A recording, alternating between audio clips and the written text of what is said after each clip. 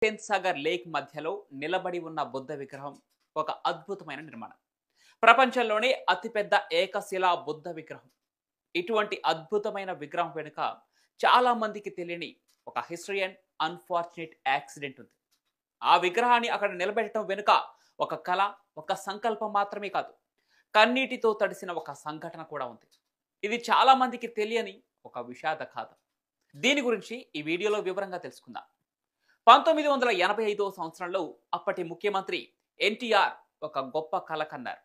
హైదరాబాద్ నగరంకు ఒక ప్రత్యేక గుర్తింపు ఉండాలని, ప్రజల జీవితానికి బుద్ధుని శాంతి సూత్రాలు చేరాలని, ఆ తత్వాన్ని ప్రతిబింబించేలా నగరానికి మధ్యలో ఉన్న హుస్సేన్ సాగర్లో ఒక అద్భుత బుద్ధ విగ్రహాన్ని నిలపాలని నిర్ణయించారు.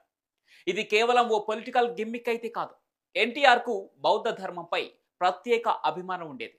ఆయనే ఈ విగ్రహాన్ని ప్రతిష్ఠించాలని అనుకున్నారు. బుద్ధుని విగ్రహం కోసం బహిరంగంగా టెండర్లు పిలిచారు. అంతేకాక విదేశాల నుంచి శిల్పాన్ని తీసుకురావాలన్న ప్రతిపాదన కూడా పరిశీలించారు.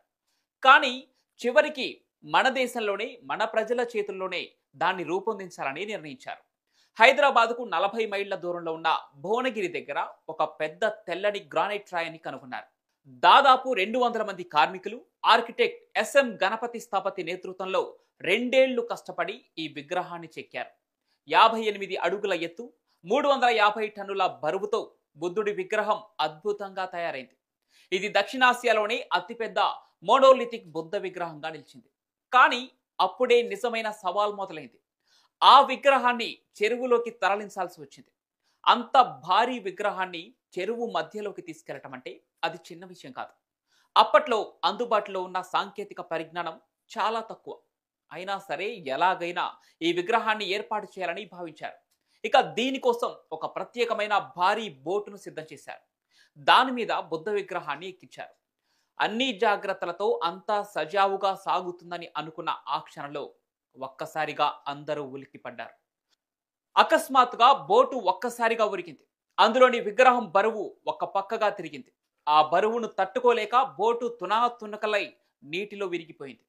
బుద్ధ విగ్రహం పూర్తిగా నీటిలో మునిగిపోయింది. ఈ సంఘటన చూస్తూ ఉండగానే పక్కనే ఉన్న 10 మంది కార్మికులు ప్రాణాలు కోల్పోయారు. బోటు మీద ఉన్నవారు ఊహించని వేగంతో నీళ్లలోకి పడిపోయారు. క్షణాల్లో హుస్సేన్ సాగర్ ఘటన సంచలనంగా మారింది. ప్రభుత్వానికి, ప్రజలకు, ఎన్టీఆర్కు ఇదొక విషాద సంఘటన. ఇది యావత్ రాష్ట్రాన్ని షాక్ గురి చేసింది. ఇక ఆ రోజుల్లో మీడియా అంత వేగంగా నడవకపోయినా ఈ ఘటన వార్తాపత్రికలలో హెడ్లైన్ గా మారింది. ఎప్పుడూ ఎక్కడా కూడా ఇటువంటి విగ్రహ ప్రతిష్ఠ సమయంలో ఇలాంటి ఘోరం జరగలేదు. కానీ ఈ సంఘటన అందరినీ ఆశ్చర్యానికి గురి చేసింది. ఇక ఆ విగ్రహాన్ని మళ్ళీ పైకి తీసుకొచ్చేందుకు కొన్ని నెలల సమయమే పట్టింది. ఆ విగ్రహాన్ని ఎలా పైకి తీసుకురావాలో అధికారులు తీవ్రంగా ఆలోచించారు. నౌకా నిపుణులు, ఇంజనీర్లు, స్థానిక అధికారులు కలిసి భారీ ఎత్తుగడలే ప్రణాళికలు చేశారు.